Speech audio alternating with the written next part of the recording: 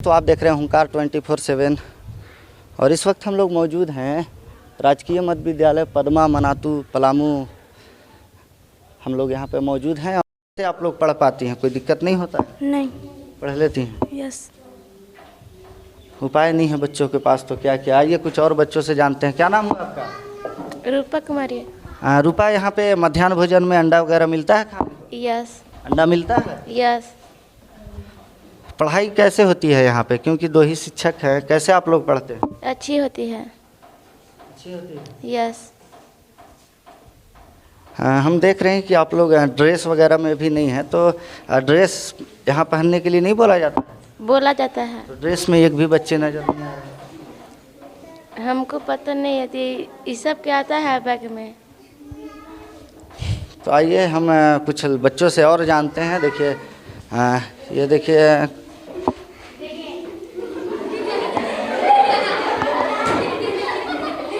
आगे आ जाइए।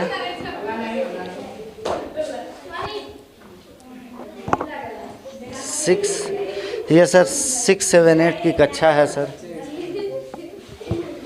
बच्चे देखिए सर, ये स्थिति है हम स्कूल की, क्या किया जाए। आइए कुछ बच्चों से और हम जानेंगे कि स्कूल में जो है वो कैसे पढ़ाई होती है। क्या नाम है बाबू तुम्हारा? सत्य प्रकाश है। कौन से क्लास में हो? 6।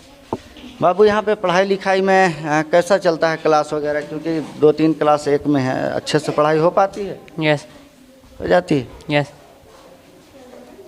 मध्याह्न भोजन में जो अंडा वगैरह सरकार की तरफ से जो खाने में मिलता है, या सरकार की तरफ से जो मेनू है उसके हिसाब से खाना वगैरह मिलता है यहाँ? यस। चलिए, तो ये बच्चे तो कह रहे हैं कि हालांकि ये पढ़ लेते हैं, लेकिन कठिनाई जो है वो मास्टर साहब को सच पता होगा कि किस तरह की दिक्कतें जो है इस चीज़ में है कि 2 मास्टर और 1 से 8 तक कैसे पढ़ाई होता है। पहुंच चुके हैं क्लास में और आइए देखते हैं, यहाँ बच्चों से बात करते हैं। सबसे पहले तो आइए हम लोग सर से मिलते हैं। तो सर क्या नाम हुआ आपका? रविंद्र कुमार। ये कौन सा क्लास है सर? 7, 8। 7 और 6, 7, 8। तो एक क्लास होगा सर ना? नहीं, शिक्षक के अभाव में मिश्रित क्लास चलता है यहाँ पे। शिक्षक की अब नहीं तो कभी वहाँ बैठाएंगे तो वहाँ पे। कितना क्लास है सर यहाँ पे? यहाँ पे 8 क्लास तक है। 8 क्लास 1 to 8। कितने शिक्षक हैं सर? 4, 3 ही हैं। 4 है तो एक तो डिप्रेशन में रहते हैं। डिप्टेशन में कहीं और चले गए। अभी मौजूदा यहाँ पे 3 शिक्षक हैं। उनमें से एक प्रिंसिपल भी हैं जो मैम है। जी। तो कैसे मैनेज कर पाते हैं सर? अभी तो क्या करें, जैसे एक क्लास में हम लोग 3 क्लास को बिठाते हैं, फिर उसमें 3 क्लास बिठाते हैं, 2 टीचर मैनेज करते हैं, उनका रिपोर्ट देना होता है, उधर रहते हैं। एक तो सर है जो कि आप वहाँ पे डाल्टनगंज में भी परीक्षा में डिप्टी में है। तो कुल मिला के अभी 2 ही शिक्षक आप लोग मौजूद हैं? जी जी। अभी 2 शिक्षक मौजूद हैं जी। और क्लास 1 से 8 तक देख रहे हैं? जी।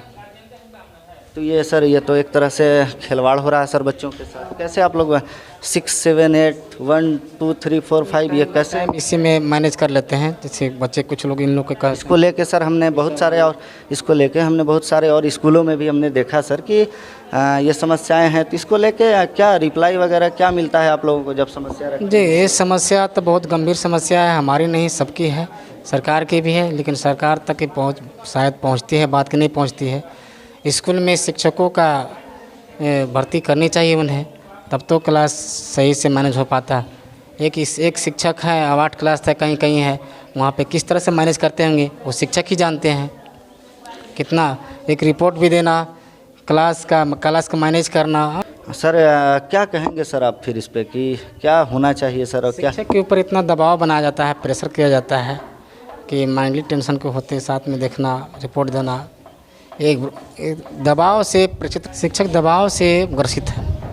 बहुत दबाव होता है? बहुत दबाव, बिल्कुल विभागीय दबाव, सर का दबाव, सब तरह से दबाव। इतना दबाव है कि क्या पढ़ाए शिक्षक, उनका तो माइंड ही एक तरह से कहे कि अपसेट हो जाता है। तो सर कितना सैलरी है सर अभी आपकी? मेरा सैलरी अभी 21 है। 21,000 सब कट छट के अकाउंट में 21,000 आ जाते हैं। स्कूल में हमने देखा कि एक सर आए हुए हैं, तो आइए जानते हैं इनसे। तो सर अपना परिचय दें सर आप। मेरा नाम जो है सर धर्मेंद्र पांडे पड़ता है। मेरा नाम जो है सर धर्मेंद्र पांडे पड़ता है। हम स्वच्छता विभाग और जल विभाग से जुड़े हुए हैं। बच्चे लोग के साथ आज की डेट में जितने भी सरकारी विद्यालय है उसमें स्वच्छता के ऊपर और जल गुणवत्ता के बारे में बच्चों को जागरूक करना है। जितने भी जल गुणवत्ता है उसके बारे में बताना है कि जल गंदगी पीने से हम लोग का तरह तरह का बीमारियां फैल रहा है। दूसरी नंबर कि घर के आसपास जितने भी कूड़े कचरा होता है वो न फैलावें, जल जमाव न होने दें। उससे मान के चलिए कि तरह तरह का कीटाणु होते हैं जिस चीज़ से हम लोग का बहुत शरीर का हानिकारक होता है। तो इसके वजह से जितने भी बच्चे हैं, क्योंकि आने वाले भविष्य में यही सब अपने गांव को सुंदर बना सकते हैं, अपने घर को सुंदर बना सकते हैं, इसीलिए बच्चे लोग को साथ जागरूक करना है। तो सर आप बहुत सारे स्कूलों में गए होंगे सर। जी जी। और जिस तरह से आप बच्चों के बारे में कह रहे हैं कि इनके भविष्य के बारे में आप जल संसाधन जो विभाग है उसके तरफ से आए हैं, तो बहुत सारे स्कूलों में जाने के बाद सर और क्या क्या समस्याएं जो आपको ऐसा दिखने में लगे सर? पहली बात तो हम जैसे स्कूल में बहुत से गए हुए हैं, जैसे कि पांकी गए, लेसीगंज गए, आपका मनातू में भी पहुंच चुके हैं, बगल में पाटन है वहां पर भी गए। सबसे पहला हम देखें कि शिक्षा का स्तर जो है से गिरते जा रहा है। इसके पीछे कारण क्या है? दो कारण सबसे ज़्यादा हम मानते हैं, ऐसे तो और से कारण हैं लेकिन सबसे ज़्यादा मुख्य रूप से दो कारण मानते हैं। पहला, गार्जियन लोग जो हैं सरकारी विद्यालय पर बच्चों लोग को भेजने के लिए बिल्कुल लापरवाह हैं। दूसरी नंबर कि शिक्षक का भी अभाव है। बहुत सी जगह पर देखा गया है कि 8 क्लास तक चल रहा है, वहाँ पर शिक्षक मात्र 2 हैं। एक शिक्षक तो मान के चलिए, शिक्षक को डायरेक्टली हम दोष नहीं लगाएंगे, क्योंकि मान के चलिए कि 2 शिक्षक है 8 क्लास तक है, एक तो प्रभारी होते हैं जिनको जितने भी आपका रिपोर्ट बनाना है उसमें लगे रहते हैं। एक जो शिक्षक हैं वो पूरे क्लास को कैसे चलाएंगे? तो हम सबसे मेन 2 कारण मानते हैं। पहला कि जो गार्जियन है बच्चों लोग का वो जागरूक नहीं है, अपने जो बच्चे लोग का भविष्य को बारे में वो लोग नहीं समझने पा रहे हैं कि बच्चे जाएंगे क्लास में तो बच्चे लोग का भविष्य बनेगा, पढ़ेंगे लिखेंगे, तो जहाँ पे उन लोग का पोजीशन पे पहुँचना है, या मान के चलिए सरकारी नौकरी करें या प्राइवेट भी जॉब करना है, तो उसके लिए हम लोग को पढ़ाई सबसे अति आवश्यक है। तो ये थे कुल मिला के ये बच्चों को एक ट्रेनिंग कहा जाए सर, इस आप दे रहे हैं कि अपने आने वाले जो जनजीवन है उसके लिए क्या क्या सावधानियां बरती जानी चाहिए इस टाइप को लेकर। और समस्या आपको वही दिखी सर, शिक्षा के अभाव? जी, शिक्षक के अभाव और जो उनके गार्जियन हैं वो लोग जागरूक नहीं हैं, अपने बच्चे का भविष्य के बारे में सोच नहीं रहे हैं कि हम परमानेंट स्कूल बैठाते हैं तो हमारे बच्चे का भविष्य आगे की ओर बढ़ेगा, शिक्षा अच्छा मिलेगा, शिक्षा जब मिल जाएगा तो हमारा बच्चे का भविष्य अच्छा हो जाएगा, उज्जवल हो जाएगा। हम जानेंगे इन सब चीज़ों को लेके यहाँ के प्रिंसिपल साहब से भी कि और क्या क्या कठिनाइयाँ उनको इस स्कूल में और बच्चों के प्रति जो देखने को मिलता है। आइए जानते हैं, आइए यहाँ पे जानते हैं जो प्रिंसिपल मैम हैं इनसे। तो क्या नाम हुआ मैम आपका? मेरा नाम सुधा कुमारी है।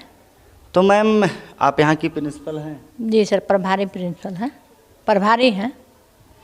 तो मैम जिस तरह से हमने और शिक्षकों से बात की या हमने बड़े सारे स्कूल में जाके देखा, तो मुख्य रूप से जो समस्याएं निकल के आ रही हैं वो मध्याह्न भोजन को लेके, शिक्षक की अभाव को लेके। तो इस मामले में आप क्या कहती हैं मैम, और इसमें कितनी समस्याएं आती हैं? तो सर यहाँ पर तो स्कूलों में शिक्षक का बहुत अभाव है।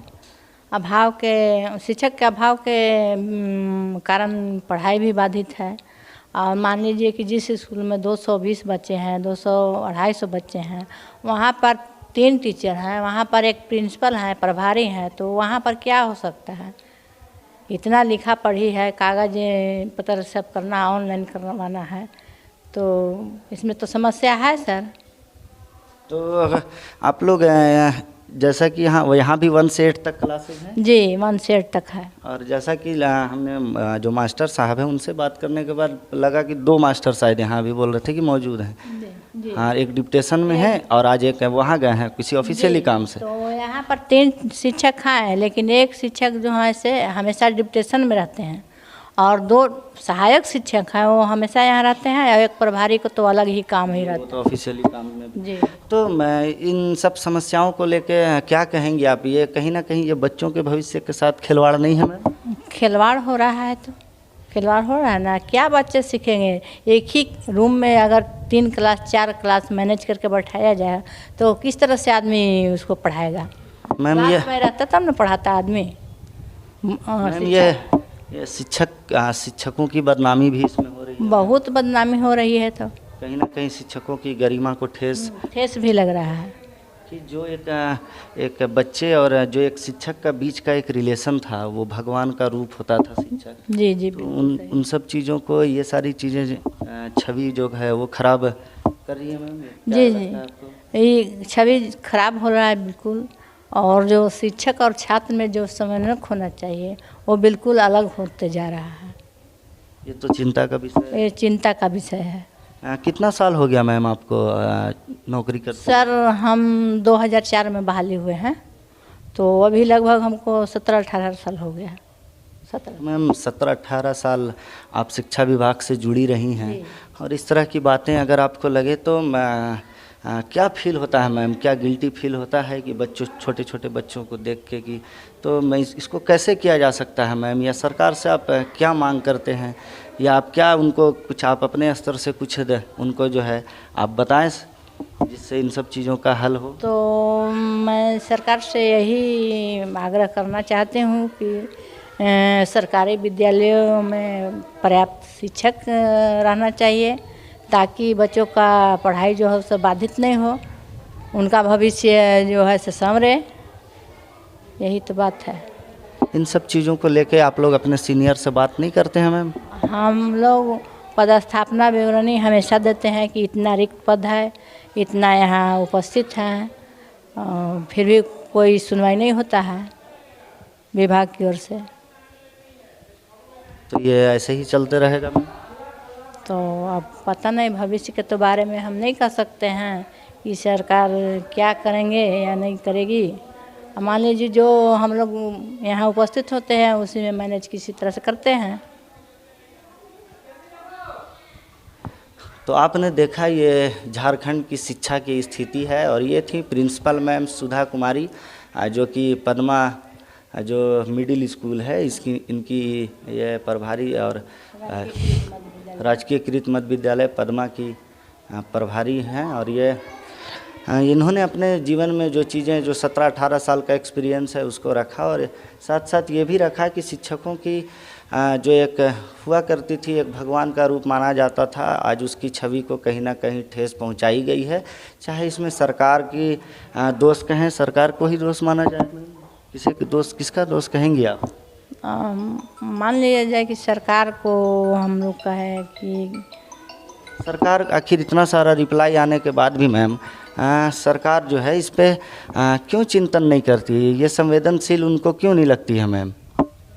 अब तो सर उनके बारे में तो हम नहीं बता सकते। तो ये मैम सच ही कहा कि ये क्या बता सकती हैं, लेकिन सरकार को इस चीज़ में सोचना चाहिए कि ये एक चिंता का विषय है कि बच्चों के भविष्य के साथ खिलवाड़ हो रहा है। और ये जो शिक्षक की बहाली है, जो स्कूल में शिक्षक की अभाव है, उसको जल्द से जल्द इसको पूरा करे, ताकि बच्चों के भविष्य जो है वो बना रहे। अपने शहर की लेटेस्ट खबरों के लिए चैनल को सब्सक्राइब करें और बेल आइकन को दबाएं।